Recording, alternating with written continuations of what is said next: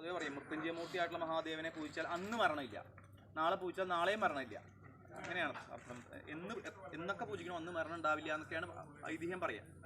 എന്തായാലും ആ മൃത്യുഞ്ജയമൂർത്തിയായിട്ടുള്ള മഹാദേവനെ സങ്കല്പിച്ചിട്ടാണ് ഇവിടെ പൂജ. അതാണ് ഇതിൻ്റെ ഒന്നാമതായിട്ടുള്ളൊരു മഹാത്മ്യം. രണ്ടാമതായിട്ട് ഇതിനകത്ത് 7 ദ്രവ്യങ്ങളാണ് ഉപയോഗിക്കുക. അമൃതിൻ്റെ വള്ളി, പേരാലിൻ്റെ മുട്ട, എള്ള്, കറുക, പാല്, നെയ്യ്, പാൽപ്പായസം. ഈ 7 ദ്രവ്യങ്ങളും ഇപ്പോൾ ആയുർവേദവുമായിട്ട് ബന്ധമുള്ളവരോട് ചോദിച്ചാൽ അറിയാം, വിവിധങ്ങളായിട്ടുള്ള ഔഷധങ്ങൾക്ക് ഉപയോഗിക്കുന്നത്. അപ്പോൾ അമൃതാരിഷ്ടം കേട്ടിട്ടുണ്ടാവും. ജ്വരം പോലെയുള്ള വിഷയങ്ങൾക്ക് വളരെ വിശേഷമായിട്ട് പറയുന്ന ഒരു സാധനമാണ് അമൃതാരിഷ്ടം. അതിൻ്റെ മെയിൻ കണ്ടിട്ട് എന്ന് പറഞ്ഞാൽ അമൃതമാണ്. പേരാലിൻ്റെ മുട്ട് ഗർഭിണികൾക്കൊക്കെ വിശേഷമായിട്ട് കൊടുക്കാറുണ്ട്. എള്ള് നമുക്കറിയാം, തൈലങ്ങളൊക്കെ എള്ളിൽ നിന്ന് വരുന്ന എണ്ണ കൊണ്ടുണ്ടായതാണ് തൈലങ്ങളൊക്കെ.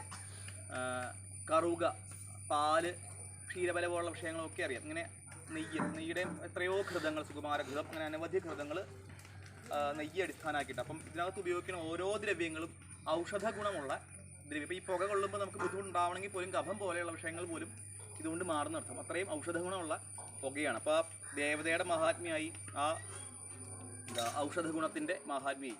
അതുകൂടാണ്ട് ഇവിടെ ഇപ്പോൾ മൃത്യുഞ്ജയം എന്നല്ല, മഹാമൃത്യുഞ്ജയം എന്നാണല്ലോ എഴുതി വെച്ചേക്കുന്നത്. എന്താ ഈ മൃത്യുഞ്ജയവും മഹാമൃത്യുഞ്ജയവും തമ്മിലുള്ള വ്യത്യാസം എന്ന് വെച്ച് കഴിഞ്ഞാൽ, ഇപ്പോൾ ഗാന്ധിജിയെ മഹാത്മാഗാന്ധി എന്തുകൊണ്ടാണ് വിളിക്കണേ? സാധാരണ ആൾക്കാരെക്കാട്ടിലും എന്തോ കൂടുതൽ മഹാത്മ്യം ഉണ്ട് എന്ന് വിചാരിക്കുന്ന ഒരാളെ നമ്മൾ മഹാത്മാവ് കൂട്ടി വിളിക്കുള്ളൂ. അതേപോലെ സാമാന്യമുള്ള മൃത്യുഞ്ജയഹോമത്തിൽ നിന്നും ദ്രവ്യം കൊണ്ട്, സാമാന്യമുള്ള മൃത്യുഞ്ജയം എല്ലാ ദ്രവ്യവും കൂടി 1008 എടുക്കുമ്പോൾ ഇവിടെ ഓരോ ദ്രവ്യവും 1008 വീതം എടുത്ത് 7000 സംഖ്യയാണ് വരുന്നത്. അപ്പോൾ ആ ദ്രവ്യത്തിൻ്റെ മഹാത്മ്യം.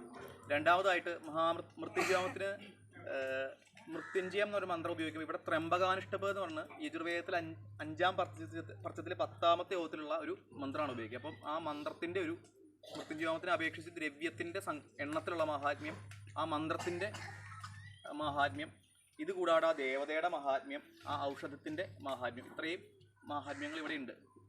അതിലും ഇപ്പോൾ ഓരോ ദ്രവ്യവും ഹോമിക്കുമ്പോൾ ഓരോ ഉദ്ദേശം പറയും. അമൃതോ രോഗശാന്ത്യർത്ഥം, രോഗശാന്തിക്കായിക്കൊണ്ട് അമൃതിൻ്റെ വള്ളി. വട മൃത്യുവിനാശനം, ദുർമൃതികൾ ഒഴിവാക്കാനായിട്ട് പേരാലിൻ്റെ മുട്ട്. തില അരിഷ്ടനാശം, അരിഷ്ടങ്ങളില്ലാണ്ടിരിക്കാനായിട്ട് നമ്മൾ പറയില്ലേ ബാലാരിഷ്ടത, അങ്ങനെയുള്ള അരിഷ്ടങ്ങളില്ലാണ്ടിരിക്കാനായിട്ട് എള്ള്. ദുർവാദ ആയുഷ്യവർദ്ധകം, ആയുസിനെ ഉണ്ടാക്കാൻ, നല്ല ആയുസിനെ ഉണ്ടാക്കാൻ. അതായത് ഒരാൾ 10 കൊല്ലം ജീവിച്ചു, ഈ 10 കൊല്ലം ജീവിക്കണം, അല്ലെങ്കിൽ 100 കൊല്ലം ജീവിച്ചു, 100 കൊല്ലത്തിൽ 80 കൊല്ലം കട്ടിൽ കിടന്നാൽ ജീവിക്കണം എന്നുണ്ടെങ്കിൽ അതൊരു ജീവിതമല്ല. നല്ല ആയുസ് ഉണ്ടാക്കാനായിട്ട് കാര്യസിദ്ധിഞ്ച, കാര്യസിദ്ധിക്കായിക്കൊണ്ട് ഒരു കാര്യത്തെ സാധിക്കാനായിട്ട് പാല്. ആജ്യം പുഷ്ടിവർദ്ധനം, നെയ്യ് പുഷ്ടി, ആരോഗ്യ ശരീരത്തിന് പുഷ്ടി ഉണ്ടാക്കാനായിട്ട് നെയ്യ്.